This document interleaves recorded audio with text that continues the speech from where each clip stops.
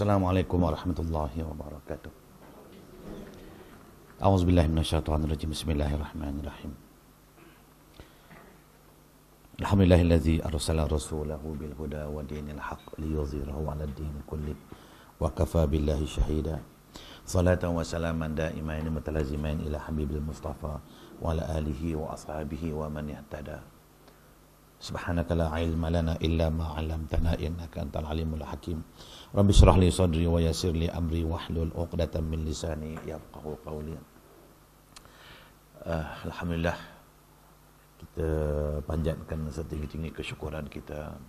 Terima kasih kita kepada Allah Subhanahu wa taala kerana kita dipertemukan pagi ini dalam satu majlis ilmu, majlis rahmah, majlis maghfirah.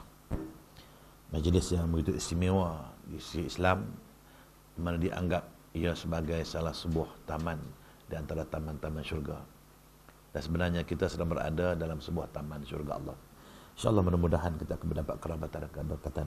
Dan untuk pagi ini, saya beritahu ini sebenarnya bengkel ya. Ini bukan ceramah, ini bengkel. Waktu kita buat bentuk istirahat. Dan tajuk kita, saya pun confused juga. Menjana keluarga sakinah. Itu dalam ketah ini. Tapi yang saya fahamkan, menjana keluarga Muslim berpandukan Al-Quran dan Sunnah. Yang pentingnya kita nak bina sebuah rumah tangga, sebuah keluarga berpandukan Quran dan Sunnah. Dan sebentar tu harapan saya semua dah kahwin belum, Allahu'alam. Ada yang belum kahwin lagi? Ada yang belum kahwin lagi? Tak ada. Tapi rasa-rasa tak ada yang tak nak kahwin kan? Yalah, kadang-kadang bila terbina sebuah rumah tangga, hari ini kalau tuan-tuan beli sok metro, kalau tuan-tuan beli sok khabar metro, saya pun terbeli tadi, terbeli. Ada komen saya dalam sok khabar tu mengenai sepasang suami isteri bila dia berkahwin, malam pertama 17 kali hubungan suami isteri, 17 kali. Lepas tu malam berikutnya dia kata tak pernah kurang dari 10. Akhirnya isteri minta cerai. Jadi saya komen lah, saya kata biasanya kalau 17 kali itu dah bukan normal dah tu. Rupanya betul dalam siasatan mengatakan suami itu ada belah syaitan. Jadi sampai mak mentua dia kata suami pergi kerja pun di rumah masih ada suami minta nak lagi. Siapa yang buat? Nah, ini kadang-kadang cakap pasal keluarga, pasal rumah tangga kan. Secara logiknya kalau 17 kali sehari semalam tu tak tidur jawab. Tak ada kerja lain. Ya. Itu dah bukan normal dah tu. Kalau normal takkan 17 kali kot. Kita ada pengalaman kita. Betul dah bukan dia lah tu. Bila siasat betul lah. Suami tempat kerja. Pergi kerja. Siasat di rumah ada suami lain minta nak lagi. Itu dah bukan suami dia lah tu. Maka saya komen masuk khabar tu. Saya kata itu dah bukan suami. Itu dah di antara bahana kalau kita berdamping dengan syaitan. Syaitan ambil kesempatan. Dan akhirnya saya komen, saya kata kalau kena begini sudah harus bagi isteri mohon pasah. Ya, cuba beli surat khabar metro hari ini. Surat khabar metro ni Malaysia kan, bukan Singapura. Tapi ada dalam itu cerita pasal kekuatan seks luar biasa seorang suami. Jadi kalau ini tujuan terbina rumah tangga, sebenarnya bagi saya lah, bila kita bina rumah tangga bukan untuk kepuasan seks semata-mata. Kalau terlihat dalam paper saya ni pun, saya masuk sini ya, cuba tengok. Dapat sebagai mukadimah kita bawa sikit ya. Cuba kita lihat. Nombor 2 muka surat 2. Nombor 2 muka surat 2 tu. Ini kita bengkel. Bengkel ni tuan-tuan faham bengkel ni apa dia? Ya? Bengkel workshop. Workshop ni untuk apa? Workshop ni untuk repair. Biasanya workshop kereta kan. Jadi kalau kereta rosak hantar workshop untuk repair. Ni tuan-tuan rumah tangga ni rosak rumah tangga ni. Ada nak repair lah ni. Jadi kadang-kadang pomen mekanik pun dia tak tahu kita kena beritahu, betul tak? Kita kena beritahu apa rosak kita, apa cacat kita. Kalau kita sebagai orang sakit jumpa doktor tak tahu sakit apa, kita kena cerita, betul tak? Kalau kita jumpa doktor ada hal apa? Sakit doktor. Sakit apa? Cek sendiri. Mampu dia tahu sakit apa. Kita kena bagi tahu. Maka sebab itu untuk hari ini kita bengkel. Jadi mungkin tuan-tuan yang dah berdiri rumah tangga yang 2 tahun, 10 tahun, 20 tahun, mungkin kita ada masalah. Mungkin kita ada benda-benda yang tak dapat kita selesaikan ataupun yang tak dapat kita ketahui, maka boleh kita bengkel hari ini. Kita kemukakan, insya-Allah mudah-mudahan. Jadi bila saya akan bentangkan fakta-fakta rumah tangga ini, kalau tuan-tuan ada masalah, kita bincang. Kita bincang, saya akan terangkan insya-Allah. Itu namanya bengkel. Jadi kalau tuan-tuan dengar mengangguk aja, mengangguk ni dua jenis. Ada jenis mengangguk pejam mata ada. Pejam, mengangguk, angkat balik. Itu boleh angguk juga. Tapi kalau mengangguk dicelek, tu okey lah. Yang bahayanya mengangguk pejam mata tu. Apa, tak apa. Dia tidur je. Kita ceramah nak kering tekak, dia tidur. Okey, saya nak mukadimah gini. Mukadimah, kita lihat muka surat 2, nombor 2 tu. Saya masuk sini tujuan perkahwinan. Ada tak pada kita tujuan ini? Cuba tengok ya. Bila saya kata tujuan perkahwinan, ni sebelum cakap pasal rumah tangga, pasal bengkel rumah tangga. Cakap tujuan dulu. Tuan-tuan set kepala, aku kahwin apa tujuan?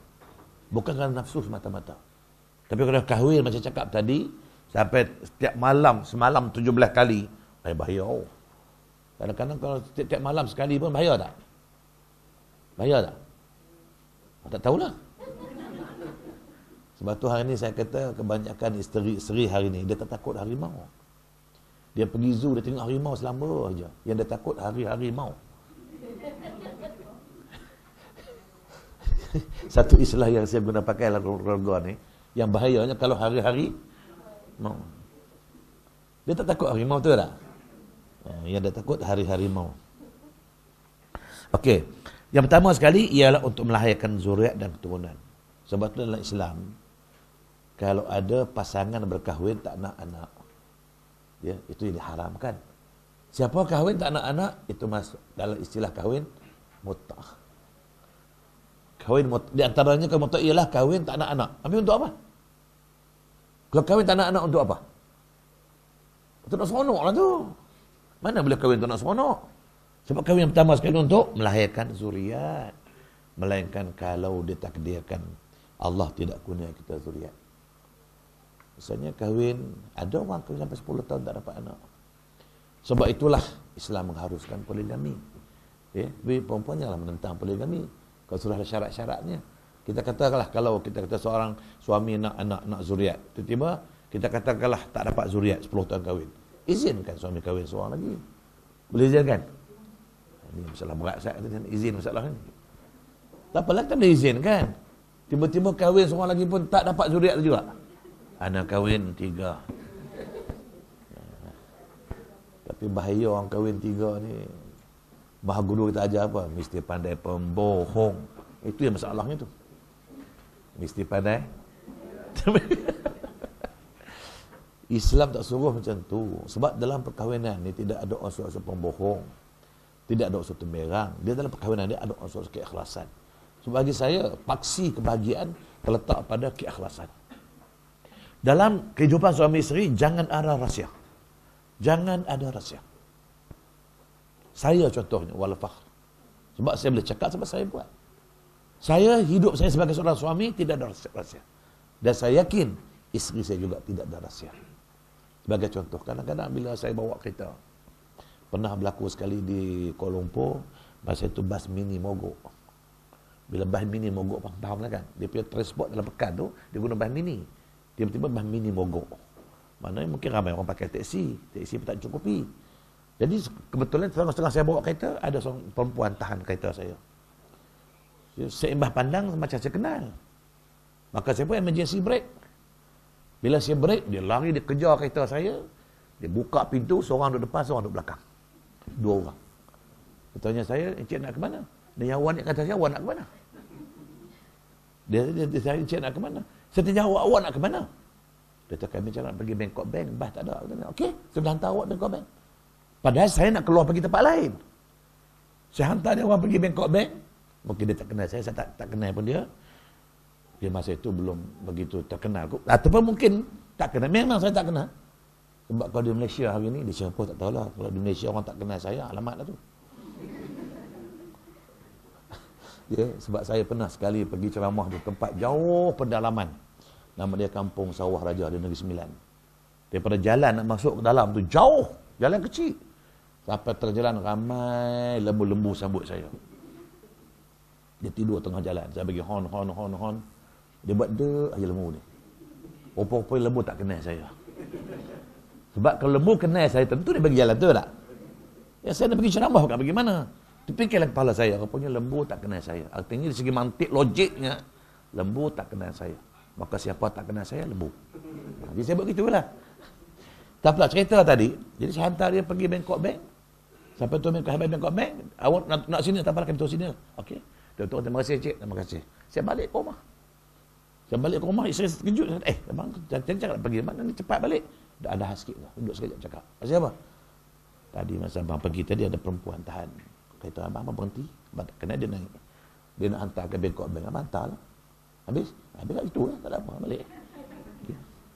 Cuba tengok. Sebab, kalau saya tak balik cerita, takut orang lain nampak, dia lebih perempuan. Dia jumpa bini saya tu. Oh tadi ustaz. 2 orang lah kita. 2 orang tu. Seorang depan, seorang belakang. Yang depan tu, bolong lah. Betul tak? Sebab tu saya dalam rumah tangga rahsia tak ada. Kalau boleh, jangan buat sesuatu yang boleh menimbulkan perasaan curiga di kalangan pasangan masing-masing. Kalau ini boleh kita buat, bahagia rumah tangga. Yang bahayanya, kadang-kadang ada rahsia. Suami keluar pergi tempat lain, isteri pergi mana? Ada meeting tu. Meeting sampai tengah malam. Ada meeting lewat sikit balik. Ada syak tak? Syak tak? Itu puncanya. Bila ada syak aja, mula ada. Ni orang tua ada kaki kelentong ni. Kaki kelentong. Mula ada. Okey ya. Baik, yang pertama, tujuan kahwin untuk apa? Untuk zuriat. Melainkan kalau sengaja tak ditakdirkan tak dapat zuriat. Boleh kahwin 2. Kahwin 3. Sampai 4. Bengkok dalam belakang. Ni, yang bengkok siapa? Yang bengkok sama suami lah. Ya. Dah kahwin 4, tak dapat anak juga. Sah. Yang kemuruknya suami. Betul tak? Tak tahu. Itu satu. Yang kedua, saya bawa nas-nasnya. Ada nas-nas, ada dalil-dalil di antara tujuan-tujuan kita berkahwin atau kita membina keluarga. Yang kedua, untuk menjaga kehormatan diri. Maknanya bila si isteri sudah ada suami, bila suami sudah ada isteri, sepatutnya peliharalah kehormatan kita. Betul tak? Yang Nabi kata, ala fi bud'i ahadikum sadaqah. Dia kata Nabi, ketahuilah pada kemaluan kamu tu ada sedekah. Pada kemaluan isteri ada sedekah, pada kemaluan suami ada sedekah. Kemaluan ada sedekah juga. Sahabat pun terkejut. Ala fi bud'i ahadikum sadaqah. Maknanya pada kemaluan kita tu ada sedekah. Habis sahabat tanya, ya Rasulullah, apa sedekah pada kemaluannya? Sahabat dia tanya. Nabi jawab apa? Betul? Kalau kau berbagi tempat bukan hak dia, isteri serah lelaki lain, jantan cari betina lain, macam mana? Itu cara Nabi jawab. Jadi malangnya hari ini persoalannya kenapa? Tak tahulah di Singapura, saya tahu kalau di Kuala Lumpur berlaku ada perempuan yang ada suami cari jantan lain. Kadang-kadang si suami ada isteri cari betina lain. Kenapa masih berlaku? Ini tak faham kenapa berkahwin. Inilah Islam syariatkan perkahwinan. Sepatutnya bila mana kita berkahwin, terselamatlah kehormatan kita, betul tak? Sebetulnya Nabi kata dalam hadis, ya ma'syarasy syabab, Nabi kata, wahai remaja, kalau kamu mampu, man istata'a minkumul ba'ah fatazawwaj.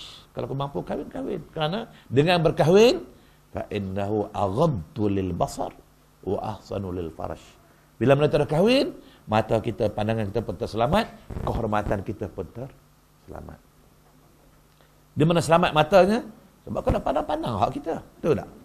Kalau kita nak sangat tengok orang perempuan, tengok hak bini kita. Kalau perempuan begitu juga, nak sangat tengok lelaki, tengok suami kita. Tengok apa? Tengok yang boleh tengok lah. Yang boleh tengok tak payahlah.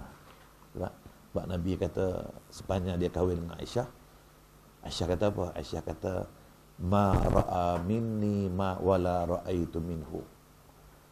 Bahkan riwayat dia mengatakan Nabi sendiri pernah menyebut, dia kata ma ra'a minha wala ra'at minni. Maksud dia sulit sekali lah tanpa cakap dalam bengkel macam ni. Maksud dia Nabi kata aku tak pernah tengok dia punya, dia tak pernah tengok aku punya. Yang aku punya tak apa dia? Hak tu pula kan? Maknanya tak tengok. Yang penjegi terbeliak di mata tengok apa? Astagfirullah. Ini saya kata ini tujuan perkahwinan. Maknanya yang kedua untuk menjaga kehormatan diri. Kalau kita seorang perempuan, kita dah ada suami. Kita mesti ingat, kehormatan kita 100%, 100% untuk siapa?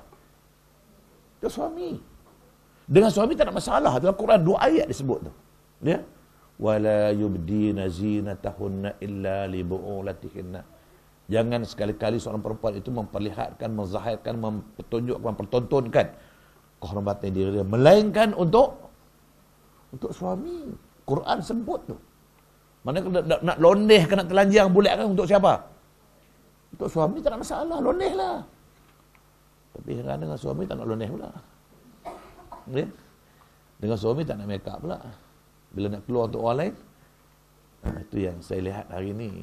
Bila kita fikir-fikir balik, saya dapati, tak tahu lah, saya bukan nak kata orang Singapura, saya kata orang Kuala Lumpur, sebab dalam kajian saya, bila saya perhati tengok, saya lihat, sebab saya banyak buat kajian tentang rumah tangga, tentang keluarga, tentang perhubungan suami isteri. Saya dapati hari ini sudah ada sebahagian, atau mungkin saya akan guna segelintir lah, sudah ada segelintir isteri yang tak tahu dia tu ada kehormatan ataupun tidak. Betul-betul boleh faham tak saya cakap ni? Ada segelintir isteri yang dia tak tahu dia tak ada kehormatan ataupun tidak. Dan mungkin kehormatan dia tak tahu apa dia. Sebagai contoh, kadang-kadang bila kita tegur, kita selar segelintir wanita yang berpakaian tak senonoh, berkelakuan tak senonoh, kita kata dia ni dah melampau, tak berakhlak moral. Dia jawab. Dia kata apa? Kami pun tahu jaga maruah, kata dia. Jadilah kepala saya belah lalu, maruah apa yang you tahu? Dah pakai baju, pakai seluar terlondeh, baju terjongkik, pusat jojol. Mana maruahnya? Tapi bila kita cakap, dia jawab. Itu masalahnya tu. Bila kita buat teguran secara umum, ada orang kecil besar, dia kata, Ustaz cakap begini, kami pun tahu jaga maruah. Apa dia maruah tu? Arab kata muru'ah. Itu bahasa Arab. Orang Melayu dia putar sikit jadi maruah. Asalnya itu bahasa Arab tu. Arab kata muru'ah. Itu bahasa Arab. Dia melayukan jadi, apa dia maruah? Apa dia muru'ah? Muru'ah itu bahasa Arab. Maruah itu bahasa Arab. Melayunya kehormatan. Apa dia kehormatan? Aurat dia. Kena. Sebab wanita ni seluruhnya aurat kecuali buka. Dia buat tangan, dia dah tahu. Habis kita tunjuk pusat dekat orang. Tunjuk paha dekat orang. Tunjuk dada dekat orang. Mana maruahnya? Dia kata kami pun tahu jaga maruah. Saya kata, belah lalu. Tak faham langsung maruah. Okey. Jadi untuk menjaga kehormatan diri. Dan yang ketiga, untuk hidup aman, damai dan tenteram. Ini saya bawa nas ni daripada surah Ar-Rum ayat 21 tu. Tuan tengok di akhir, di awal muka surah 4 tu, yang Allah sebut dengan katanya wa min ayatihi an khalaqalakum min anfusikum, itu saya bawa sini. Mana tujuan kita berkahwin itu Allah kata litaskunu ilaiha. Litaskunu perkataan sakinah, yang harus dengarkan sakinah, ya. Sakinah bagus, buat nama anak bagus sakinah. Apa dia sakinah? Ketenangan. Ketenangan, tenang, tenteram, damai. Itu namanya sakinah. Ada nama sakinah sini tak? Tak ada. Kalau tak ada, besok dapat anak bagi nama sakinah. Kalau perempuan lah, yang lelaki sakinah juga. Sakinah, sedap nama tak? Sakin. Tapi kalau sikin, pisau. Silap dia bersikinah pula tu kacau. Dia sakinah. Sebab bahasa Arab ni baris silap lain mana. Waktu bahasa Arab kita baca Quran jaga sikit. Silap baris makna dah. Kalau sakinah ketenangan. Kalau sikinah pisau. Subhanallah, itu bahasa Arabnya. Yang pertama, tujuan kahwin untuk melahirkan sakinah, untuk melahirkan perasaan tenang, isteri rasa tenang, suami rasa tenang, tenteram, aman, damai. Itu kata perkahwinan. Ya. Tapi herannya bila kahwin tak tenang pada. Suami duduk rumah macam neraka, isteri duduk rumah macam neraka. Subhanallah, saya tak tahulah kenapa. Sebab tu saya, subhanallah, saya minta maaf Tuhan. Diri saya ni, kalau saya pergi ceramah, balik rumah. Kalau siang-siang saya ada meeting, pergi meeting, saya balik rumah. Kadang-kadang seminggu tak ada ke mana, seminggu saya di rumah, tak ada keluar rumah. Saya rasa lebih seronok saya di rumah. Tenang, tenteram. Pas haus sikit, cakap. Tanya isteri, buat TO cawan, sekejap sampai TO. Nak apa lagi? Ya. Lepas tu saya, kadang-kadang orang tanya, Ustaz dah keluar Ustaz? Saya tak keluar nak ke mana? Kalau dah urusan kedai, kedai bawa isteri saya pergi. Nak pergi beli barang. Oh, bawa isteri saya pergi. Kalau tidak, saya tak keluar. Saya duduk di rumah. Kalau Haji menulis, saya menulis. Kalau Haji menulis, duduk bini tengok TV. Dia cerita. Ini dia katakan sakinah. Kita rasa di rumah kita lebih tenang. Tapi kadang-kadang tu ketenangan bukan pada diri kita, ketenangan pada environment, pada persekitaran. Sebab tu Nabi kata, di antara sumber-sumber kebahagiaan untuk dia tempat tinggal yang selesa. Betul tak? Sebab tu kita pernah buat kajian di Malaysia. Macam mana rumah tangga keluarga nak selesa kalau rumah macam sarang burung? Duduk rumah flat, 2 bilik, anak 8. Macam mana? Jadi bila rumah 2 bilik, anak 8. Selesa tak? Itu pun cara anak pergi lepak di luar. Sebab tu Nabi kata betul. Di antara sumber kebahagiaan, sumber keselesaan, dia kata apa? Maskan wasya'. Tempat tinggal yang selesa. Alhamdulillah. Lepas tu yang keduanya, untuk apa? Contohnya kahwinnya, wa ja'ala bainakum mawaddatan wa rahmah. Bagus juga, mawaddah. Ada orang bagi nama anak mawaddah. Rahmah tu banyaklah. Dalam ni ada nama rahmah. Ada. Ini mawaddah wa rahmah. Sakinah, mawaddah, rahmah. Jadi tujuan kahwin 3. Sakinah, mawaddah dan rahmah. Baik. Mawaddah ni apa dia? Mawaddah ada perasaan kasih sayang. Maknanya bila kita ijab kabul, aku terima nikahnya, kalau sah pernikahan itu, bermula saat itu timbullah bibit-bibit kasih dan sayang. Walaupun orang pertikaikan, kita bercinta dulu kahwin baik ke? Kahwin dulu baru cinta mana baik? Mana baik? Tanya orang pernah cinta. Mana baik cinta dulu baru kahwin? Kahwin dulu baru cinta. Tapi saya tengok dalam temu bual, dalam TV, dalam radio, banyak orang kata cinta dulu lebih baik. Saya kata salah, silap. Ya. Cinta dulu tak menjamin kebahagiaan dalam perkahwinan. Sebab takut-takut bila madu sudah habis, pak dia buang. Maka sebab tu saya kata kahwin dulu baru cinta, itu baru cinta sejati yang berkekalan. Tok-tok kita nenek dulu mana ada kenal pun kahwin, betul tak? Saya kahwin pun tak ada cinta, tak kenal pun, dapat free je. Tak apa, saya boleh cakap dia tak ada. Saya dapat free je. Mak dia nak sangat nak bagi saya. Saya kata ada orang nak bagi, ambil. Ya? Tak payah sedia duit banyak belanja. Kita pun tak ada duit sangat pun. Ya? Alhamdulillah, sampai sekarang tak ada masalah. Itulah seorang bini saya Kulu Kili. Saya bawa. Ya? Singapura pun saya bawa. Cuma hari ni dia tak ikut mari sini. Ada dalam bilik hotel. Saya bawa. Itu pun orang salah anggap lagi. Dia kata Ustaz Sandi itu bini 3. Kadang-kadang bini 2. Tak silapkan siapa. Dia confuse saya dengan Harun Din. Dia. Kadang-kadang dia nampak saya, dia tenung isteri saya. Oh, ini bini dia. Besok dia nampak Harun Din. Dia tengok, lain pula bini dia. Kemarin aku nampak lain. Dia kata, lain lah ini bini Hasan Din. Itu bini Harun Din. Oh, dia kata, sah dia bini 2, kata dia. Kemarin lagi, hari lain. Dia confuse orang. Dia wrong person. Okey ya. Bila kita ada perasaan kasih sayang, perasaan, dialah kita kasih dia, sayang dia. Sebab tu saya, jiwa saya. Walaupun orang kata saya ni bini 2, 3. Tapi saya cakap, saya kata demi Allah, saya kata. Itulah bini tunggal saya. Bahkan kadang-kadang saya bawa isteri saya pergi ceramah di kampung-kampung. Pernah makcik-makcik Bahala bin Tolol ni. Ada ingat makcik-makcik Bahala bin Tolol. Dia datang isteri saya. Minta maaf je. Dia nak tanya sikit. Isteri saya kata apa dia? Ini isteri yang keberapa ni? Tu dia kata Bahala bin Tolol tu. Dia pergi tanya bini saya buat apa? Agak dia nak ikhlas kot. Dia kata minta maaf dah. Ni makcik nak tanya. Ni Cik Puan ni isteri ustaz yang berapa? Isteri saya senyum. Dia kata saya lah seorang dia, isteri dia. Iya ke? Kata dia. Biar orang cakap ustaz banyak bini dia.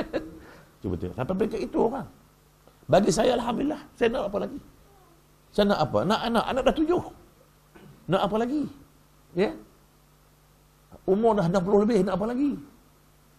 Kadang-kadang bila dah bini ramai tu pening kepala buat apa? Mati berbuk tahu-tahu. Ya Allah. Kadang kata kalau banyak tak apa. Kata itu dah sebuah rumahnya. Hampir 3 bini berebut. Betul tak?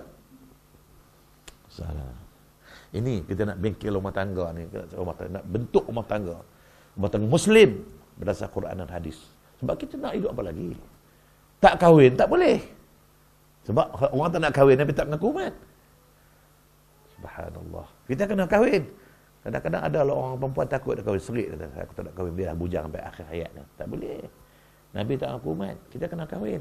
Maka sebelum kita kahwin, kita kena bina rumah tangga kita kalau kita berdasarkan Quran dan Ada apa Quran cakap, apa hadis cakap, apa Tuhan beritahu, apa Nabi beritahu, dia ikut. Macam sini, Tuhan kata, kalau tujuan kahwin, tiga. Dalam ini. Yang pertama sekali nak melahirkan, sakinah. Sakinah apa dia? Tenang. Tuan-tuan perempuan di rumah tenang tak? Tanya tuan-tuan suami, di rumah tenang tak? Dah cukup dah, ada dah. Tanya perempuan, tenang tak di rumah? Tengok muka suami tenang tak? Tengok suami, tenang, sejuk hati, ada? Tengok suami, Allah bergelegak hati. Itu lain lah tu. Ya. Itu kita boleh menilai sendiri, kita menilai. Macam mana isteri tengok suami, macam mana suami tengok isteri. Macam mana? Agak tengok suami, alamak, garam macam singa tu. Yang kedua pula, ada kasih sayang. Sebab tu saya, wala fakhr.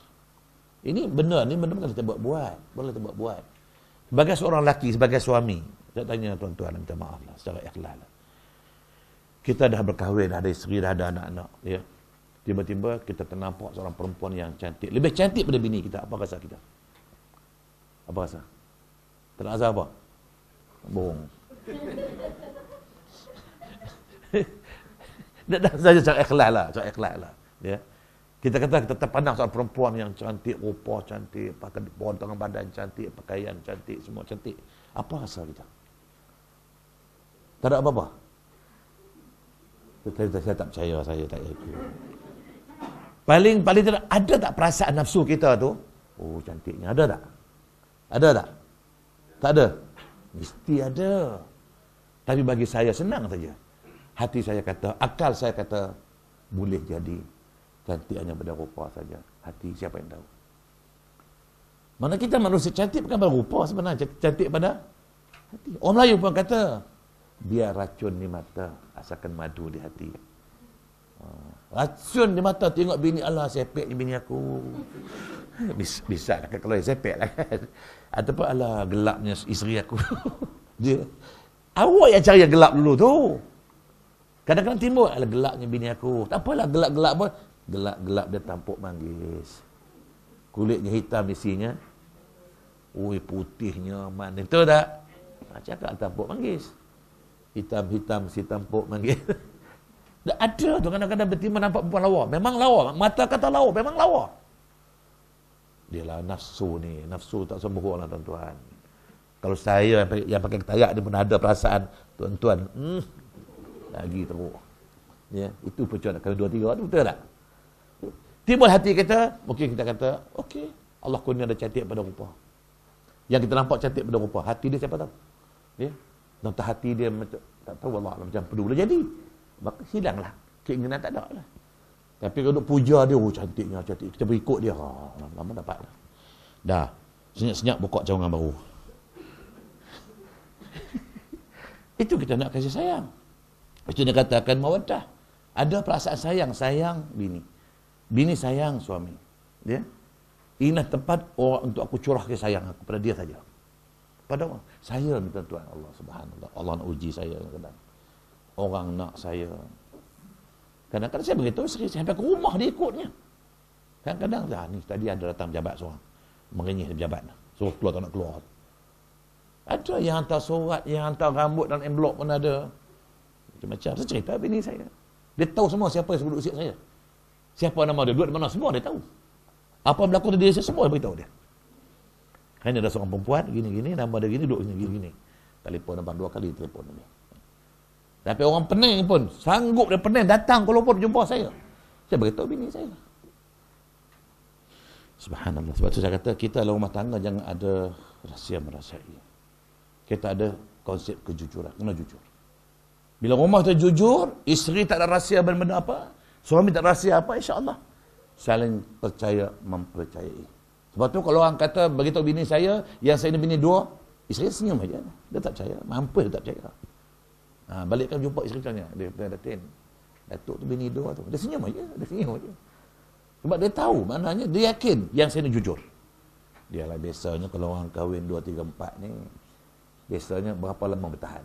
Kalau nak rahsia berapa lama rahsia? Paling lama 2-3 bulan, betul tak? Lepas tu bocor lah. Padahal saya cerita bertahun-tahun dulu. Tak kena segi umur sekarang 60 tahun nak lagi kot, nak buat apa dah. Ya. InsyaAllah mudah-mudahan maut akan memisahkan. Itu dia saja. Ya. Bagi saya tak perlu orang lain nak buat apa. Mungkin dia pun tak perlu orang lain. Buat apa? InsyaAllah mudah-mudahan sekali ke akhir hayat kami. Tujuannya bila mana kita berkahwin, untuk melahirkan sakinah, dah dapat. Perasaan tenang, tenteram. Sebab saya lebih suka duduk di rumah. Saya lebih suka dengan isteri saya. Mana-mana saya pergi, saya bawa. Di Malaysia, nanti tanyalah, mana ada seorang ustaz, seorang penceramah, yang pergi ceramah di mana-mana pun bawa isteri dia. Melainkan saya seorang. Mungkin orang lain tu, ustaz lain dia muda-muda, anak-anak kecil. Mungkin payah sikit bawa bini. Saya dulu kan tak bawa bini sebab anak kecil. Sekarang anak dah besar-besar. Kita rumah ada batu rumah, jaga rumah kita. Nak sedia makan minum untuk keluarga kita. Kita berjalan. Ada. Kemana saya nak pergi, apa saya nak buat. Alhamdulillah. Itu sunat mawaddah. Yang keduanya, warahmah. Rahmah ni, kalau terlihat dalam kebanyakan tafsir, dia kata ada perasaan simpati dan kesian belas. Dalam ni pada sebut sini ya. Ada perasaan kasih sayang dan kesian belas. Apa dia kesian belas? Mesti ada. Suami kata, kesian bini aku. Basuh baju untuk aku, masak makanan untuk aku. Betul tak? Bila aku susah, dia jaga aku. Ada perasaan kesian belas. Isteri itu juga ada. Kesian suami aku. Pagi-pagi keluar balik petang cari nafkah untuk aku. Kesian suami aku, dia jaga aku. Ada perasaan kesian belas. Itu yang nak ada dalam kita. Kalau tak ada, alah, kesian lantak lah dia. Kata dia. Main lantak-lantak aja. Habis ya? Baik, kalau gitu, bila mana terbinalah tiga tujuan ini, maka terbina dikatakan keluarga Islam yang berpasir pada agama. Sebab tu dalam perkahwinan tuan-tuan saya minta maaf. Sebab dalam perkahwinan ini, kalau terpaksikan agama insya-Allah. Dalam keluarga saya lah kan, ini bukan keluarga belah mak ayah saya. Ayah saya seorang yang kuat agama. Dia tidak ada pendidikan pelajaran tinggi, tapi dia kuat agama. Mak saya pun tak berpendidikan tinggi, tapi dia kuat agama. Ayah saya, kalau anak-anak dia nak berkahwin, dia tak tanya kerja apa, gaji berapa. Dia tanya anak siapa. Anak siapa. Siapa bapa budak tu? Kakak saya. Berkuala fakhr. Wala fakhr. Pernah dipinang oleh Raja Muda masa itu. Boleh. Walaupun bukan sangat megah, tidak. Ayah tolak. Adik saya pernah dipinang orang istana. Ayah saya tolak. Tak ada. Tak salah kata dia, macam orang lain. Kakak saya akhirnya yang datang minang dia, seorang lulusan pondok, anak seorang lebay. Tak ada kerja apa. Itu boleh. Itu boleh. Belajar pondok aja. Lulusan tak ada belajar pondok. Tapi bapak dia lebay. Lebay cin. Ahmad bin lebay cin. Okay, terima pinangan, kahwin kakak saya. Alhamdulillah sekarang anak-anak dia, Masya Allah. Jadi kalau dia tak bahagia, anak dia bahagia. Itu mana perkahwinan berpaksikan kepada agama. Ayah saya cakap terang dia. Sebab kami ni ramai perempuan. Ada beradik, lelaki 3 orang je, 10 orang beradik. Allah anugerahkan ayah saya 10 orang anak, kata tak ada. Ya, tapi anak dia kaya anak 10 orang. 3 lelaki, yang perempuan 7. 7 perempuan ini, seorang dia bukan ustazah. Yang bongsu, yang lain semua ustazah. Yang 3 lelaki semua ustaz. Sebab ayah saya dia kata, aku tak penting masa ni pendidikan kau, yang penting engkau mesti orang agama. Sebab tu saya masa saya kecil-kecil dulu saya sekolah putih. Ya. Saya di antara 2 orang anak perlih yang terpilih masuk sekolah putih. Oh hebat orang kampung sekolah putih tuan-tuan. Ya. Saya masuk sekolah putih. Tapi jiwa ayah saya tak boleh, tak ada terima. Dia tak bagi, sudahlah nak, berhentilah nak, tak usahlah, berhentilah. Akhirnya saya berhenti. Sempat 2 tahun sekolah putih. Kalau tidak, tak jadi ustaz, saya jadi mister berasal. Dia. Tapi ayah saya tak nak, dia tak nak. Dia tak apalah, tak payahlah, kau tak lulus pun tak apalah, kau tak bersijil pun tak apalah, penting masuk belajar sekolah agama. Berhenti sekolah putih, masuk sekolah agama masa itu. Mana ada sekolah saya, dinding pun tak ada. Macam sekarang lah, budak-budak sekolah putih. Itu dia saya. Alhamdulillah, kita tengok. Itu dia kata, kalau kita bina keluarga berasaskan agama, perkahwinan berasaskan agama, insya-Allah kakak saya kahwin dengan seorang berkelulusan pondok, orang agama, pak dia seorang lebay. Tak ada kerja apa. Kakak saya tak ada kerja apa, abang ipar tak ada kerja apa. Tapi Allah kurnia mereka anak-anak, masya-Allah, semua pegawai, semua berusaha semua. Subhanallah. Itulah saya kata, kadang kita letak keyakinan, itu salahnya. Yakinkah kita? Sampai giliran saya tak mampu untuk membina anak-anak saya macam mana ayah saya bina anak-anak dia. Anak-anak saya 7 orang. Seorang pun tak jadi ustaz. Ya. Seorang pun tak jadi ustaz. Abang saya Datuk Harundin, siapa tak kenal Harundin? Anak dia seorang pun tak ada ustaz. Abang seorang lagi adalah anak dia ustaz seorang. Adik saya pun ada anak dia ustaz seorang. Subhanallah. Seorang saja. Tapi ayah saya boleh bina 10 anak dia. 3 lelaki jadi ustaz. 6 daripada 7 perempuan jadi ustazah. Macam mana dia buat? Macam mana dia buat? Sampai pernah orang datang jumpa ayah saya masih ingat lagi. Tanya dia. Ayah saya ni panggil Pak Lebay. Lepas tu nama saya Abu Hassan bin Eldin. L tu maknanya lebay. L tu L titik. Lebay dia, walaupun dia pergi haji pun orang panggil Pak Lebay juga. Daripada dia muda sampai ketua panggil dia Pak Lebay. Sebab dia tak tinggal congkok tayap ni, panggil Pak Lebay. Sampai dia pergi haji 2 kali pun orang panggil dia Pak Lebay juga. Ya, nama saya Abu Hassan bin Eldin. Orang tanya L tu apa Ustaz? Lebay. Tapi kalau saya pergi Amerika, tak boleh masuk Amerika. Pasal apa? Saya adik Usama. Usama bin Ladin saya pun Abu Hassan bin Ladin lah tu. Kalau pergi Amerika bahaya saya. Orang tanya dia Pak Lebay. Tapi dia pergi haji panggil Pak Lebay juga. Tak apalah, dia tak panggil Pak Lebay. Pak Lebay macam mana Pak Lebay buat anak Pak Lebay? Orang tanya macam mana buat anak? Dia jawab senang je. Awak ingat buat anak macam buat kuih baulu tadi. Bukan buat cara buat kuih baulu. Kita nak buat anak pertama sekali, kita letak satu harapan kita pada Allah SWT. Dan kita bina keluarga kita asal agama. Maksudnya seperti Nabi kata, fazfar bizatin din taribat yadak. Dalam bina keluarga, bina rumah tangga, kalau kita paksikan agama, pasti menguntung kamu. Tak untung dunia, untung di akhirat. Subhanallah. Okay. Jadi kita bina rumah tangga kita, kalau boleh, apa yang Allah nak, biar dalam keluarga kita itu, ada sakinah, ada mawaddah, ada rahmah. 3 cukup. Lepas tu kita bina rumah tangga kita, kalau boleh bina rumah tangga anak-anak kita, berpaksikan agama. Kita ada agama, kita didik anak-anak itu dengan agama, biarlah pasangan-pasangan mereka orang yang beragama. Itu dia. Kalau boleh, ayah seperti itu. Ayah saya seperti jadi menantu dia, sebab dia, Masya Allah, adik-adik saya, kakak-kakak saya, Allah kurnia mereka berparas. Dia katakan cantik. Bila orang cantik, faham sudah kan? Pegawai datang, orang gaji besar datang. Ayah saya kata, siapa dia? Siapa bapak dia? Kalau dia orang tak semayang, bapak orang tak semayang, gaji kau 10,000 pun minta maaf lah. Minta maaf. Itu ayah saya. Padahal dia bukan ada duit ayah saya pun. Sampai ayah saya ke peringkat dia seorang miskin, sehingga dia layak dan berhak menerima zakat. Itu ayah saya. Boleh faham tak? Bukanlah saya hina ayah saya, tidaklah. Ayah saya seorang miskin, anak ramai, kereta tak ada, kerja tak ada, pendapatan tak ada. Tapi dia boleh bina 10 orang anak. Pendapatan tak ada, gaji tak ada. Subhanallah. Tapi kalau datang Minang anak dia, siapa dia? Siapa bapak dia? Kalau tengok dia orang tak semayang, bapak tak semayang, keluarga orang tak semayang, minta maaf. Tapi kalau datang Minang anak tu orang semayang, orang berkeluarga pondok, keluarga agama, walaupun tak ada kerja, okey kahwin. Itu prinsip ayah saya. Subhanallah. Allah yarhamhu. Sekarang anak-anak dia, insya-Allah. Ya, tak apalah. Dia berjaya. Saya harap dia selamat. Okey, habis ya. Baik, lepas tu bila nak cakap sini untuk bina keluarga, sekarang cakap dah tadi nak bina sebuah keluarga maulanya. Lepas tu bila kita dah bina keluarga kita, macam mana nak bagi keluarga itu kekal selama-lamanya berdasar Quran dan hadis. Saya nampak gini saja. Minta maaf lah tuan-tuan, mungkin betul atau tidak. Sebab saya bentang dalam kertas ini, kalau tuan-tuan boleh terima, terimalah. Jadikan sebagai panduan kita. Saya nampak begini saja.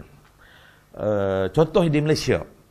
Di Malaysia kalau terlihat setengah-setengah negeri seperti Selangor. Minta maaf. Selangor merupakan satu negeri dalam Malaysia yang dia punya mengikut statistik perceraian semakin meningkat. Salah satu negeri dalam Malaysia di Selangor, jumlah perceraian setiap tahun semakin, grafik tu macam naik bukit. Grafik dia. Tak menurun. Pasal apa? Buat macam mana, kursus lah, buat syarat lah, buat undang, buat lah macam mana pun. Grafik perceraian semakin naik. Setiap tahun naik. Selangor. Lain-lain negeri ada juga, ada yang tahun ni turun, dan naik, dan turun. Selangor, macam mana nak buat? Bagi saya, bila saya buat kajian sikit sebanyak, ni untuk makluman kita, saya melihat krisis rumah tangga, perbalahan suami isteri, apa lagi? Suami tak pasrah, minta cerai, bergaduh. Suami tak ikhlas, isteri tak ikhlas. Suami tak jujur, isteri pun tak jujur. Apa puncanya? Oh, bukan kerana tak bagi kursus. Kursus kita bagi. Bukan kerana tak bagi kursus, bukan kerana tak bagi kursus. Saya nampak dua sebab utama. Kalau boleh kita ingatlah. Tu saya masuk dalam paper saya. Saya nampak ada dua sebab utama berlakunya krisis rumah tangga yang akhirnya membawa kepada perceraian. Kalau boleh kita elaklah dua perkara ini. Yang pertama sekali berpunca daripada perasaan dan sifat ego. Oh subhanallah. Sepatut dalam rumah tangga ni, dalam keluarga tak ada ego. Memang tak ada ego. Sebab tengok Nabi kita Muhammad SAW. Dia tidak ada ego. Ego ni apa dia? Ego ni bahasa apa? Bahasa Inggeris ke? Inggeris ke? Ego Inggeris ke? Apa makna dia? Tak tunduk. Dia memang bahasa Inggeris ke? Tak tahulah. Tapi orang Melayu pun guna pakai kata ego kan? Ego ni kalau makna orang negeri saya, negeri Perlis. Ya. Perlis ni kalau buang air tu di Paris. Oh. No, dekat border Thailand sana no, Perlis. Orang Perlis pun dia kata ego, makna dia cerdik tak boleh menumpang, bodoh tak dengar kata. Itu bahasa negeri saya lah. Dia cerdik tak boleh menumpang, bodoh tak mau dengar kata. Itu dia. Tapi sebenarnya saya bila saya buat kajian ego ni sebenarnya itu punca. Sebab ego ni ialah satu perasaan bila dia rasa dia lebih. Dia rasa dia lebih, dia hebat. Dia tak ada tau, dia merasa bangga diri, dia susah nak tunduk pada orang, susah nak mengalah. Kalau dia buat salah, susah nak mengaku dia salah. Jauh sekali minta maaf. Itu ego. Itu kalau saya ada makna secara umum lah. Ego sifat yang dengannya menyebabkan dia bangga diri. Dia merasa dialah. Biasanya dalam rumah tangga yang ego siapa dia? Betul. Dia yang kata cakap suami ada suami mari. Dia berani cakap suami tak mari. Kalau suami mari tak berani cakap. memang pun. Saya buat kajian. Memang dalam kehidupan berumah tangga biasanya ego ni suami. Maknanya kadang-kadang suami ni bila dia tak nak berasa tunduk pada isteri, lepas tu dia kata dialah. Rumah tangga dia ketua, dia lelaki, dia suami. Betul tak? Itu ego. Dan kalau dia buat salah apa, dia tak mengaku dia buat salah. Yang salah kepada dia? Yang salah orang lain. Isteri ataupun anak-anak. Betul tak? Sebab saya pernah buktikan lah. Saya pernah buat kajian. Kita katakanlah. Kalau di rumah kita lah, kalau gelas macam ni, gelas ni. Ini gelas kecawan ni. Siapa kata cawan kena pergi cek, takut wire short. Ya. Ini gelas ni. Gelas ni berapa ringgit harga dia? Berapa dolar? Kristal ke kaca biasa, dia pun tahu. $2 ada. Katalah $3. Kalau gelas yang harga $3 ni di rumah kita, kalau anak siapa pecah, kita marah tak? Marah tak? Tak marah. Senyap je. Buat ada je.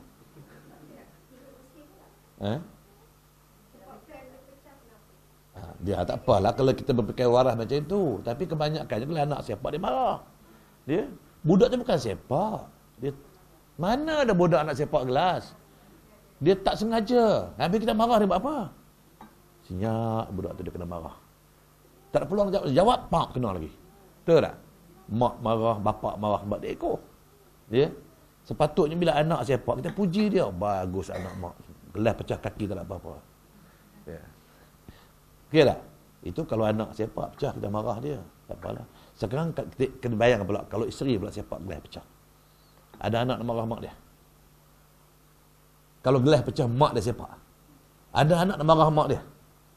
Takkan anak kata, mak buta ke mata tak nampak sebab gelas. Anak takkan marah mak dia. Yang nak marah siapa dia? Ya nak marah suami lah. Kalau fikir logiknya, kenapa yang suami marah? Isteri bukan sepak, tersepak, betul tak? Yang marah tu pasal apa? Ego. Betul tak? Macam mana cara dia marah? Betul tak? Itu kalau yang cengeng lah kan. Kalau yang agak suami terbaik sikit, dia nak marah juga. Dia kata gelas ni tu tak nampak. Dia ambil lagi gelas dapur tu susun banyak sepak dia ambil. Betul tak? Itu cara terhormat lah tu. Dia marah cara terhormat. Dia ambil gelas dapur banyak lagi, ada lagi tu. Letak susun elok sepak dia habis dia pecah. Walaupun cara bercakap elok, tapi marah lah tu. Marah. Terasa sampai dalam, betul tak? Rasa. Dia itu kalau isteri dia sepak. Sekarang kalau suami pula sepak gelas tu. Siapa nak marah siapa? Isteri nak marah suami? Tak berani dia. Suami juga marah. Dia kata siapa minum letak gelas tak simpan. Lain kali minum jangan simpan letak biar aku sepak habis tu dia. Betul tak? Inilah. Maknanya dalam rumah tangga ni ego siapa? Itu yang bahaya tu.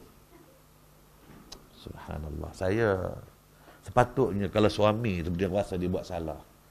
Dia siapa dia atas salah ke tak salah. Kan dia dah buat kan. Pernah tak tanya isteri dia, ayang, abang minta maaf ayang. Rasa-rasa gelas ni ayang beli ni. Betul? Berapa harga ayang beli? Cakap abang ganti balik. Ada benda aku tak lah. Agak-agak lah. Suami kata, apalah abang ganti balik berapa? $5 yang nak ambil $5 pergi beli balik ganti. Akan berlaku tak agak lah? Mampus tak berlaku.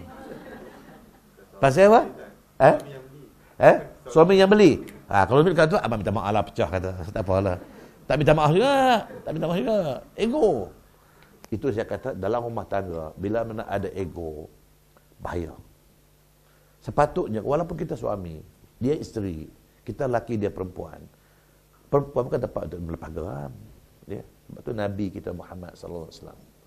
Walaupun disebut dengan firmannya, Asyidda'ul kufar ruhama'u bainahum. Nabi dia sama orang kafir, dia bengis. Dia garang. Tapi dia balik bersama isteri dia dengan sahabat-sahabat dia, macam mana perasaan dia? Dia berkasih sayang. Ruhama'u bainahum. Sesama orang Islam, sesama sahabat-sahabat dia, sama isteri-isteri dia, ruhama, berkasih sayang. Buktinya, Nabi sendiri kalau dia buat salah, dia mengaku dia salah. Ini pukul berapa dah? 12. Ini belum pergi lagi bab ni lagi. Nak bengkel pun lebih cakap sikit. So, kau 3 jam boleh bengkel. Tak apalah, saya buat contoh saja. Nabi kalau dia buat salah, dia mengaku dia salah. Mungkin tuan-tuan, perempuan pernah dengar cerita-cerita ustaz-ustaz kita yang pernah cerita. Dia kata, pernah tak Nabi dia balik malam, lewat malam, lalu pintu rumah berkunci. Dia tidur ada ustaz cerita kan? Walaupun kadang-kadang ustaz tu silap. Dia kata Nabi ketuk pintu, Aisyah tak dengar. Nabi beri salam, Aisyah tak dengar. Sebenarnya Nabi tak bagi salam, dia tak ketuk. Sebab diriwayatkan daripada Aisyah, Nabi kena balik rumah dia lewat malam. Dia tengok kalau rumah dia ada lampu masih bercahaya. Dia bukan macam lampu kita ni. Lampu dia orang pakai minyak zaitun. Dia pasang dalam candelia yang ni. Jadi kalau nak tutup, turunkan candelia, tiup lah. Macam tiup kek birthday tu. Bersembur helio. Lepas tu makan kek tu. Tak kira lah. Jadi kalau Nabi balik lewat, kalau tengok lampu masih menyala, itu menunjukkan isteri dia belum tidur, maka Nabi bagi salam. Tapi Nabi kena balik lewat malam, lampu dah tutup, lampu dah padam. Tentu dia menyangka bini dia dah tidur, dia takkan bagi salam. Dia takkan ketuk pintu. Sebab ada riwayat mengatakan, yang Aisyah pernah kata, kana la yatruku ahlahu lailan. Nabi kena balik lewat malam, kata Aisyah, dia takkan ketuk pintu. Kata Nabi. Tapi ustaz kata dia ketuk Nabi, mungkin dia ketuk pintu, mungkin macam mana, tak ada, dia tak ketuk. Habis dia bangun, dia buka pintu. Bila dia buka, kalau pintu buka, dia masuk. Kalau tak buka, itu maknanya, kalau Nabi mendapati pintu berkunci, dia yakin isteri dia dah tidur, maka dia nak bagi tahu kita, mengajar kita, isteri yang tidur itu hak dia. Jangan kita mencabul hak dia. Tidur itu hak isteri. Tuan-tuan kalau balik lewat malam ke bini tidur, apa buat? Lagi tak, kalau pintu tak pecah, kepala dia yang pecah. Ya, itu satu kesilapan kita, subhanallah. Sebab saya tengok benda-benda macam ni, orang tak pernah fikir. Nabi pernah tidur depan pintu. Kalau kita baca hadis yang cerita Nabi tidur depan pintu, itu cerita musim sejuk. Musim kain selimut tak ada, bantal tak ada. Nabi boleh tidur depan pintu. Seorang pemimpin agung. Bukan dekat presiden saja. Kalau Nabi boleh tidur depan pintu, kita tak tidur. Pernah isteri perempuan tidur depan pintu? Pernah? Kalau berlaku semua tidur semua, besok siap nak simpan oleh-oleh. Besok buka pintu, bam, ini oleh-oleh pada malam tadi simpan. Nabi bila tidur depan pintu, besok pagi Aisyah buka pintu. Aisyah tengok-tengok Nabi tidur depan pintu. Aisyah takut. Dia isteri. Dia ingat dia salah, mungkin dia Nabi ketuk pintu, dia tak sedar, Nabi panggil tak sedar. Maka Aisyah kata, ya Rasulullah, ampunkan saya, ya Rasulullah, maafkan saya. Berulang kali dia sebut, minta ampun. Tiba-tiba Nabi kata, ya Aisyah, kamu tidak salah. Tak payah aku minta ampun. Ya salah saya, ya Rasulullah, ya Aisyah. Nabi kata, ya salah saya, ya Aisyah. Maafkan saya, ya Aisyah. Nabi kata, dia salah. Apa salah dia? Apa salah dia? Oh, balik lewat salah. Jaga ya. Kalau suami balik lewat salah ya. Kalau pintu kunci tidur luar. Tak nak tidur luar, bawa kunci. Tapi kalau isteri balik lewat lagi salah. Subhanallah. Jadi bila Nabi kata, ya Aisyah, tak salah aku minta ampun, minta maaf kepada aku minta salah. Ya salah saya. Oleh itu ya Aisyah, maafkan saya. Dia tak ada masalah apa. Habis selesai. Kalau kita macam mana lah agak-agak ya. Kalau suami tidur di luar pintu, apa nak jadi hari itu agak? Perang besar. Silap-silap perang dunia ketiga. Betul tak? Ini saya kata dalam rumah tangga, ego tak ada, Nabi tak ada. Kalau dia buat salah, dia mengaku dia salah. Dia minta maaf. Itu saya kata pertama sekali ego.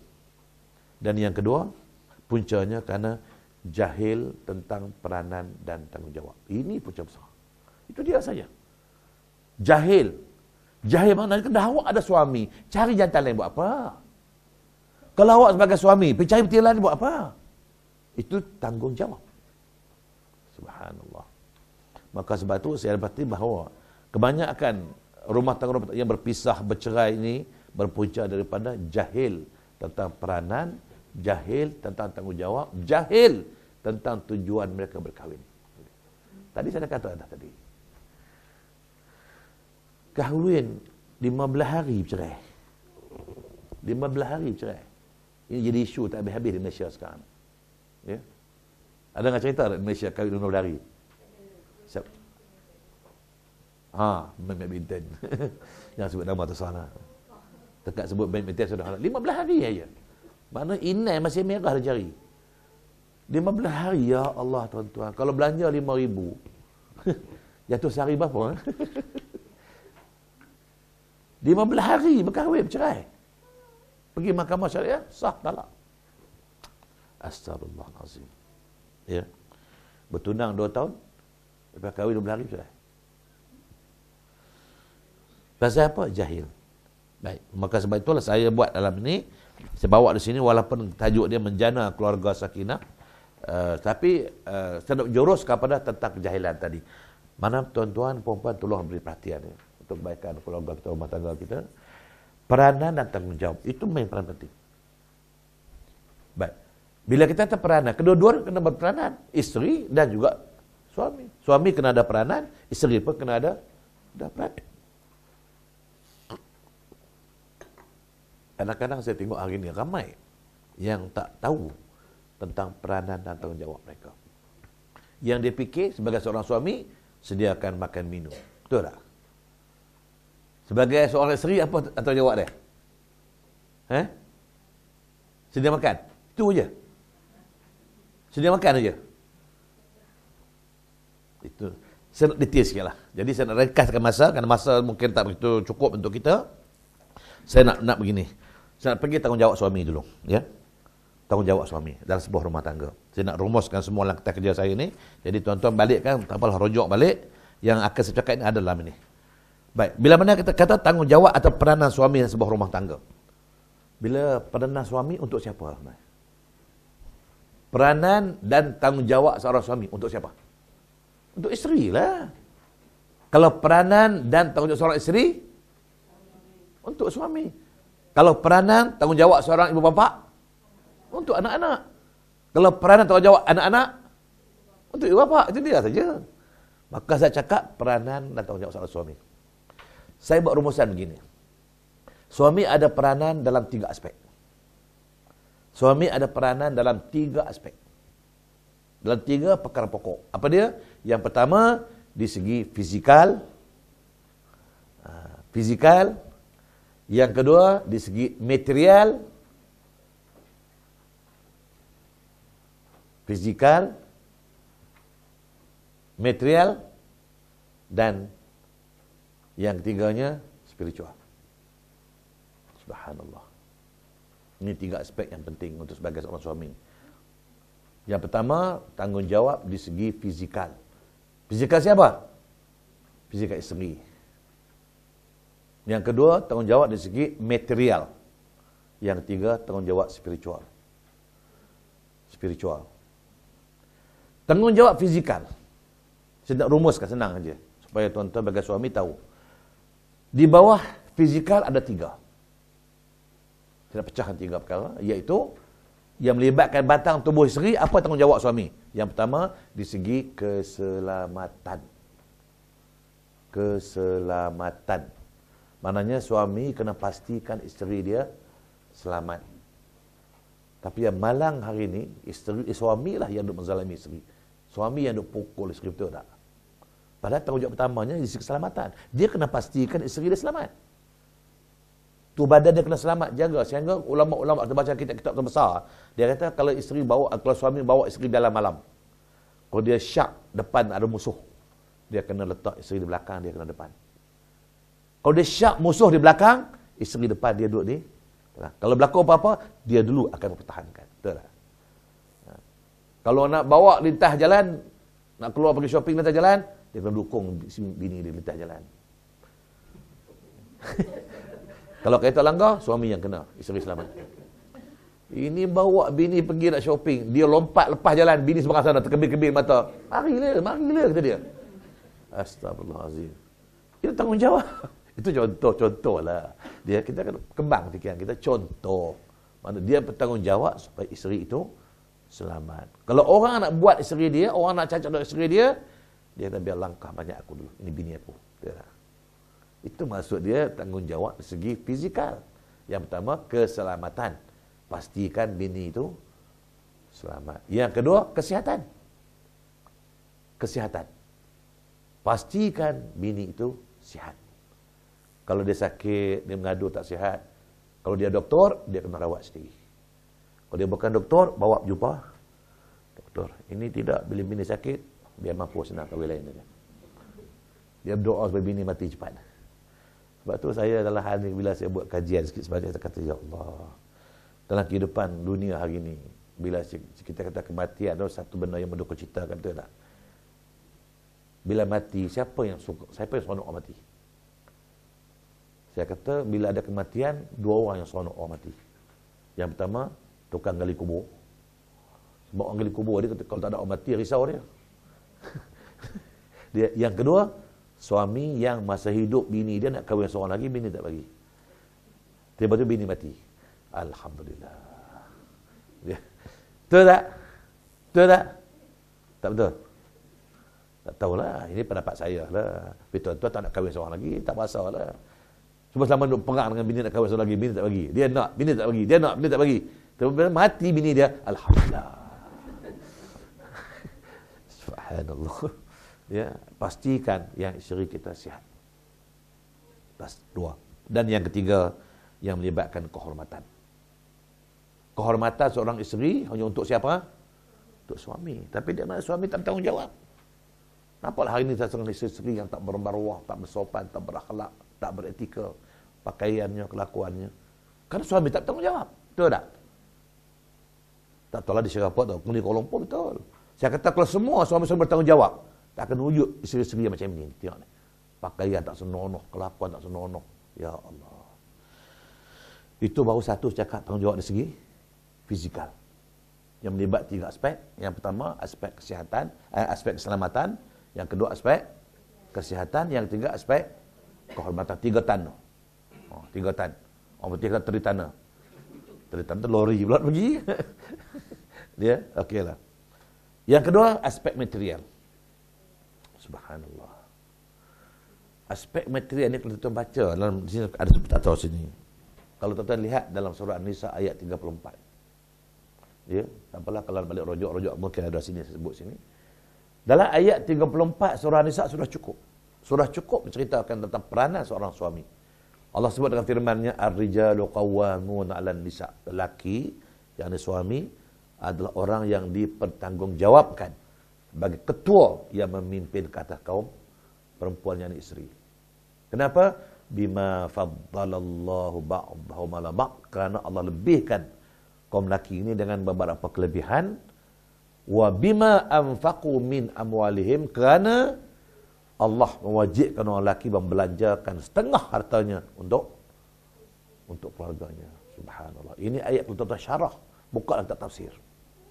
Sampai setengah-setengah ulama seperti Syekh An-Nisaburi dalam kitab tafsir An-Nisaburinya, dia kata min dalam ayat ini, wa bima anfaqu min tu kalau bahasa Arab min apa makna? Ada bahasa Arab sini tak? Min apa makna? Min aina? Daripada mana? Min tu daripada. Itu makna bahasa Arab. Tapi min dalam ayat ini bukan daripada. Min maknanya min taba'ud, min setengah. Setengah daripada. Dan kerana orang lelaki diwajibkan, dipertanggungjawabkan membelanja setengah pendapatan dia untuk rumah tangga dia. Setengah. Subhanallah. Sebab saya pernah wartawan tanya saya bila timbul isu.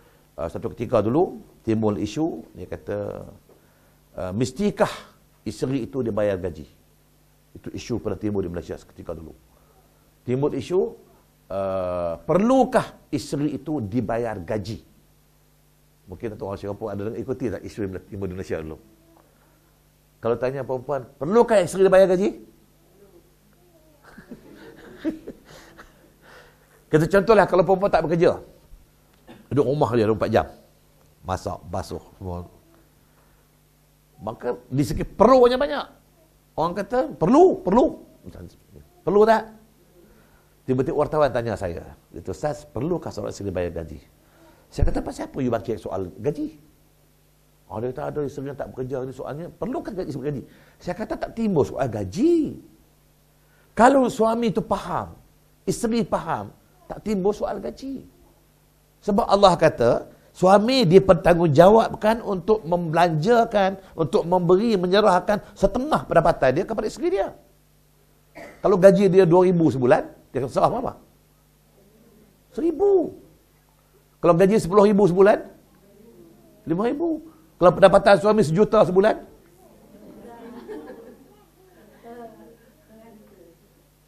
dia suami dia korporat, income dia 10 juta sebulan, nak serah berapa? 5 juta serah bini sebulan. Juling mata bini. Apa nak buat? Tak timbul soal gaji, tak timbul. Tapi dia kena jahil. Dia kena jahil, timbul soal isu gaji ke.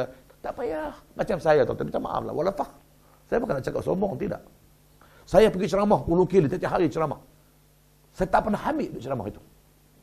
Saya ini pendapatan yang halal. Setiap kali saya dapat, isteri saya ambil.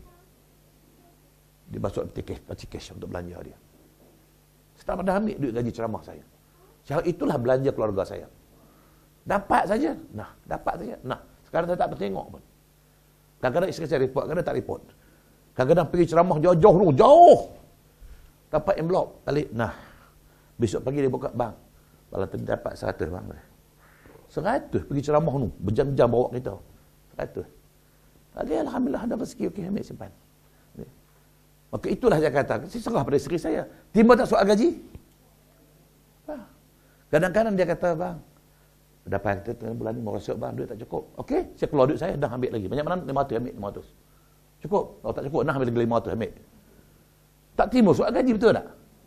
Yang penting timbul gaji dia pasal si suaminya bakhil bin kedekut. Itu yang timbul soal gaji. Betul tak? Kalau tuan-tuan ikut seperti saya, apa masalah? Saya kadang-kadang duit pendapatan saya, duit ceramah saya, serah pada isteri saya. Ya? Sekarang ni gaji dah tak ada, saya dah tak ada gaji dah. Pencen saya terus masuk bank saya, masuk akaun saya. Itu belanja saya. Kadang-kadang duit isteri mengadu tak cukup, saya ambil duit saya, ambil 500 dulu buat sementara. Kau cukup sampailah dapat ceramah-ceramah lain. Itu yang saya buat. Isteri saya tak ada masalah sebab dia pun alhamdulillah dia ikhlas. Dia tak boros. Kadang-kadang dia perlu nak beli lebih sikit bang. Saya nak beli benar sikit. Okeylah kalau rasa perlu nak belilah. Tengok. Kalau ini cara hidup rumah tangga, perlu tak soal gaji? Habis perlu cakap apa lagi? Ini masalahnya saya kata. Saya kata tak perlu tengok soal gaji. Kalau ayat Quran ada, di mana suami bertanggungjawab dari segi keuangan. Saya jangan buka kitab fiqh pun. Subhanallah. Tuan-tuan pernah baca kitab fiqh Matla'ul Al-Badrain tak? Pernah baca kitab fiqh Matla'ul Al-Badrain? Tak pernah? Di kalau majalah Mangga baca tak? Dia dalam kitab fiqh Melayu tu. Cuba ambil lah kitab fiqh Melayu tu, Matla'ul Al-Badrain tu. Kitab kecil lah, bukan besar, kecil lah. Buka lembat nafkah.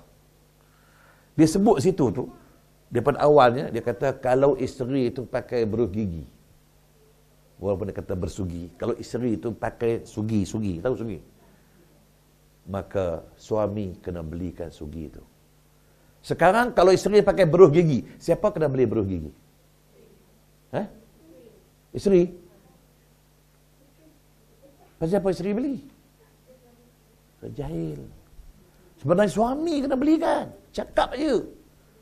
Bang, beruh gigi dah keput bang. Tercabut bulu habis dah. Tinggal batang. Suami kena belikan. Tu dalam kitab fiqh tu. Kalau isteri pakai sanggul dan dia perlu cucuk sanggul, siapa kena beli cucuk sanggul tu? Suami. Akhir sekali dia bercakap panjang, last sekali baris bawah tu, jika sekiranya isteri itu pakai sarwal, sebut dalam kitab fiqh tu. Jika isteri itu pakai sarwal, tahu sarwal apa dia? Tak tahu. Sarwal tu bahasa Arab sebenarnya, dia tak Melayu kan, dia masih kekal sarwal bahasa Arab. Tapi kalau orang utara Malaysia sana, Perlis Kedah, dia panggil seruai. Seruai artinya seluar dalam yang pakai tali jerut. Nah itu dia panggil sarwal. Sarwal maknanya dia seluar dalam yang pakai tali jerut. Ada pernah tengok tak? Tak pernah. Sebab sekarang seluar dalam macam canggih semua. Tapi orang dulu-dulu dia pakai seluar dalam pakai jenis jerut. Dia pakai, dia tarik tali dia pun serangkat. Bahaya. Kalau silap buka tengah-tengah malam, silap buka terjerut mati, tak buka dah. Rosak program. Tak apalah. Pentingnya kena sarwal ya. Ini saya baca sebab saya quotekan daripada kitab fiqh ni. Jika sekiranya seorang isteri itu pakai sarwal.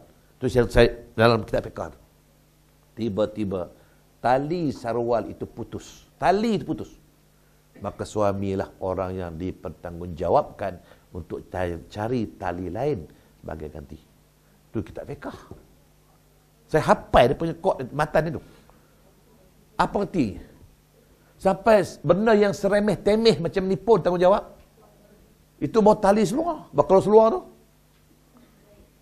Kalau seluar kata bang, seluar dalam ni dulu warna putih dia kelabu dah sekarang bang. Daripada warna putih jadi kelabu seluar dalam tu. Maksudnya kena ganti lah kan? Siapa nak beli? Sekarang siapa yang beli? Pasal apa?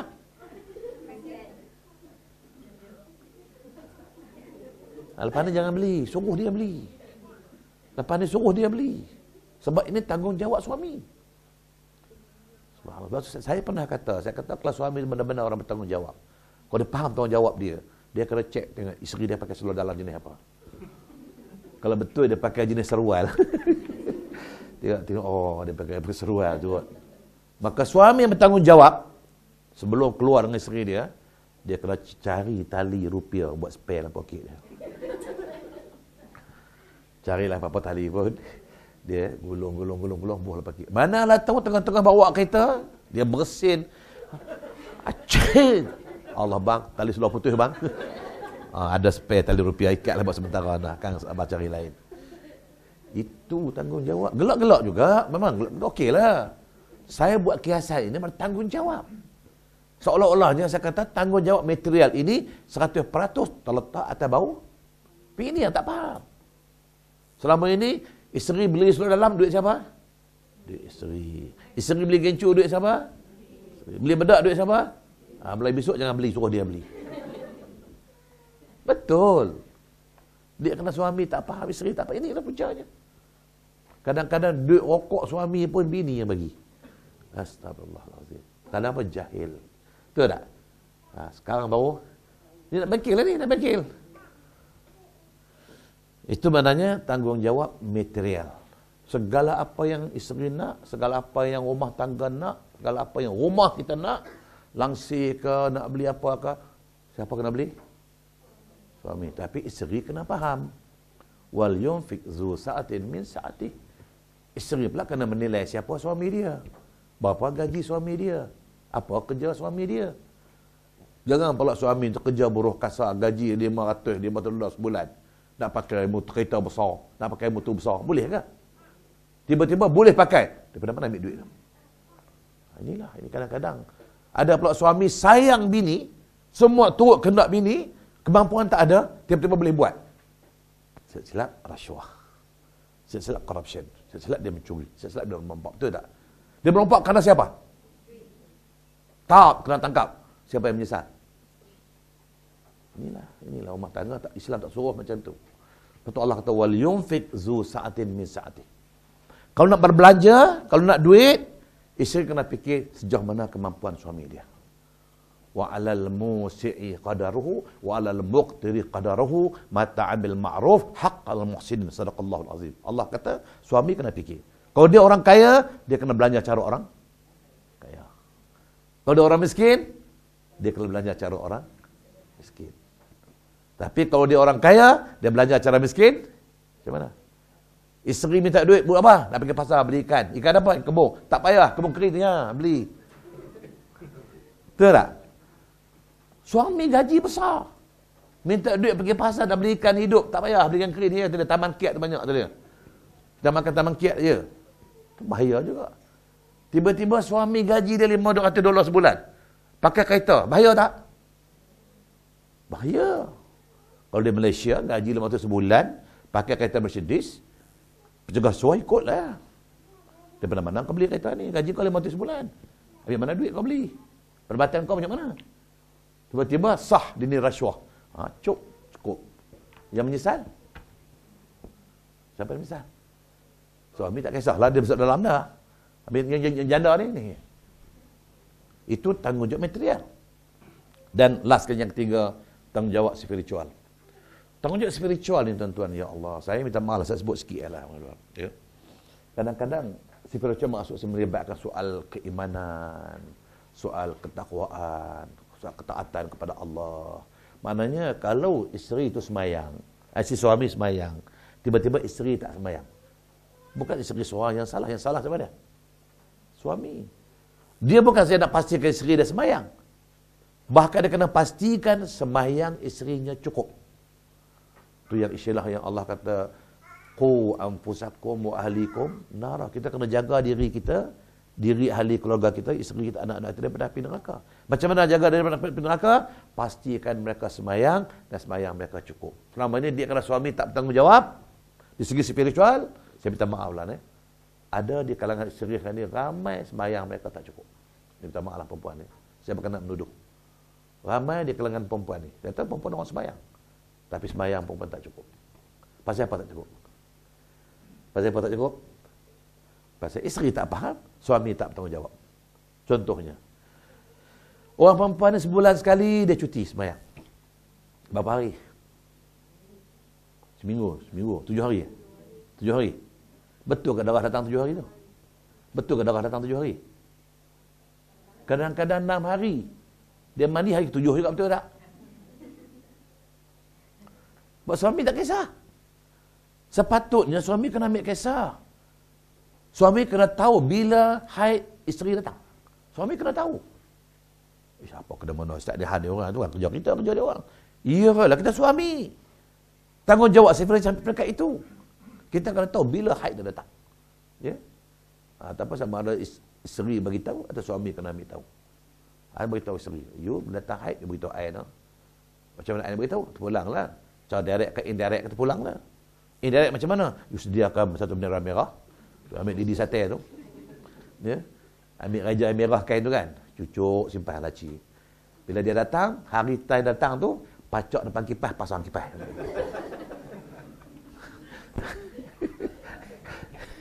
Ya, bila suami tengok, oi, bendera merah dah naik lah. Tahulah suami kan. Kalau tak mau cakap saya direct lah. Ataupun tengah-tengah masak kan di dapur tu, ketuk senduk tu, teng-teng-teng. Dia datang, teng-teng-teng. Dia faham lah. Anak-anak tak ada anak-anak kata, mak ni tengah masak menyanyi. Suami tahulah. Datang dah. Tengok jam, ini hari Ahad jam 12.30. Ya? Biasanya isteri saya 7 hari. Betul tak? 7 hari. Okay. Sampai hari Ahad jam 12.30. Tanya, kering tak? Dah kering belum? Ada tanya tak? Mampus tak pernah tanya. Dia sepatutnya kena tanya. Itu saya kata tanggungjawab. Dia, tapi kalau tanya sungguhlah, apa isteri nak jawab? Kalau suami tanya, dah kering belum? Apa nak jawab? Sibuk tak apa lagi. Sabarlah, kata dia. Kalau tak sibuk tak apa lagi. Dia kata, sabarlah bang. Suami kata, memang aku sabar seminggu dah. Sebab tanya, kalau dah kering, jawab kering. Kering. Okey, kering, mandi. Sekejap sembahyang zuhur. Itu maksud tanggungjawab. Kalau dia belum, tunggu sampai jam 5, tanya, dah kering belum? Belum lagi, ada sikit-sikit lagi. Okey, tunggu jam 7.30 malam. Dah kering belum? Dah kering dah. Mandi, sembahyang maghrib. Itu maksud dia. Tapi dia kena suami tak bertanggungjawab, isteri pun tak kisah. Hari ni kering, hari ni kering, besok pagi mandi. Betul tak? Habis yang zuhurnya mana, asar mana, maghrib, isyak mana? Apa nak jawab? Siapa tanggung semua ni? Suami kena. Hari ni kering haid, pukul 12 tengah hari. Besok pagi baru mandi. Maknanya dia tinggal zuhur, dia tinggal asar, tinggal maghrib, tinggal 4 waktu dia tinggal. Itu sebulan. Sebulan. Dia tak kira lagi yang tahunan. Yang tahunan dapat anak cuti berapa lama? Berapa lama? Mesti 40 hari ke? Ini ada orang Melayu yang kita kena ubah. Satu perspektif yang salah. Orang Melayu hari ini di Malaysia, di Singapura sama. Kalau beranak, berpantang selama 44 hari. Mesti 4 hari lah. Mesti kah? Tak mesti. Hukum fiqh kata, darah nifas, apa dia darah nifas? Darah yang datang selepas melahirkan anak. Kadang-kadang datang satu lahzah. Rak sekali habis, kering. Besok lusa tak ada lagi dah. Paling lama 40 hari. Orang Melayu tambah 4 hari, jadi 44 hari. Tambah sendiri itulah. Baik. Itu maknanya paling minimum satu lahzah, satu ketika. Paling minimum. Paling maksimum 40 hari. Mesti tunggu 40 hari dah. Kalau lepas 7 hari dah kering, kenapa tak mandi? Tersadai lagi dalam bilik 40 hari. Berceti dahi. Balik. Jadi ceti. Pasal apa? Dia pakai apa? Apa tak tahu lah. 40 hari baru mandi, betul tak? Betul tak? Mengakulah. Saya kata, di segi hukum, tak mesti 40 hari. Macam haid lah. Haid paling cepat, sehari semalam. Paling lama? Paling lama? 12 hari. Mesti tunggu 12 hari ya? Sama dengan kita melahirkan anak. Kau dah lepas 5 hari dia kering, mandilah nak sembahyang. Tapi tak, dia menongkoi dalam bilik tu, lagi tak cukup 4 hari. Suami menyengik kau jauh. Dia takutnya kalau dia mandi, kena tangkap lah. Itu soalan lain. Itu soal lain. Ini soal nak sembahyang. Itu soal spiritual. Subhanallah. Tolong tuan-tuan ya. Maknanya tanggungjawab suami sama ada di segi fizikal, saya cakap tadi, 3 aspek. Yang keduanya di segi material, itu tanggungjawab suami. Yang tiganya tanggungjawab spiritual yang melibatkan soal ketaatan kepada Allah, soal amal ibadat, banyak lagi lah. Itu baru tanggungjawab suami. Ada tak? Ada yang buat tak? Sekarang baru tahu dia nak bengkel ni. Okey, sekarang kita pergi tanggungjawab isteri.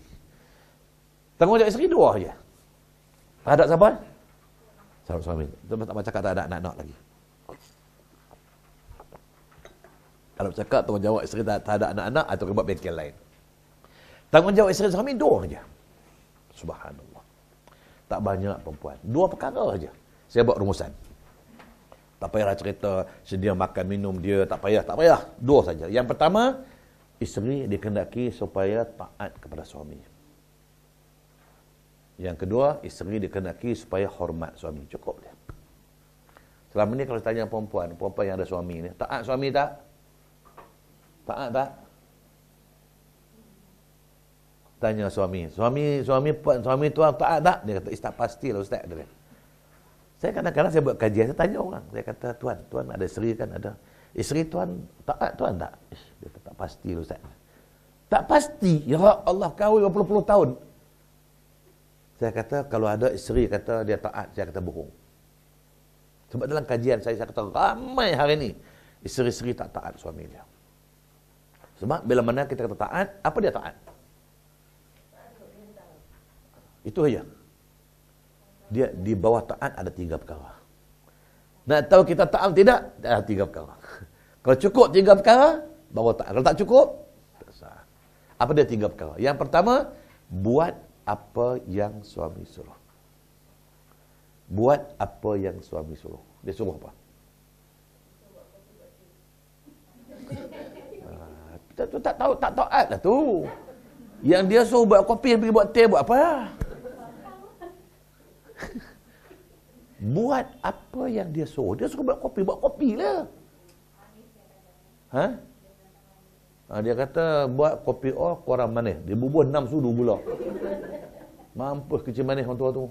Pasal apa? Pasal kerja cepat kata dia. Inilah saya kata buat apa yang dia suruh. Kadang-kadang kita tak pernah terfikirlah. Kalau saya buat kajian sikit lah dalam kata saya tersebut. Contoh begini kita katalah. Kadang-kadang suami ni dia tak suruh. Dia kata, hari ni abang rasa nak makan kari lah. Betul tak? Kerana suami dia tak suruh.